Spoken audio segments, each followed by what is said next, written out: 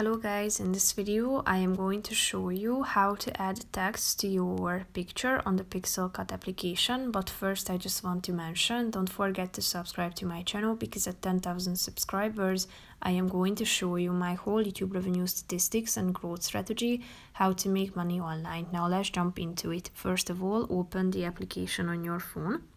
Click on the create button down below and then tap on camera at the top of the screen on the left side below the search bar. Then you should take a picture with your phone and click on the use photo button down below. After that, tap on this button, open in editor.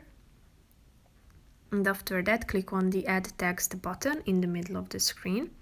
After that, you should type in your text. Select the font and the color of the text as well. When you are done, click on the check mark icon in the upper right corner of the screen and place your text within the screen.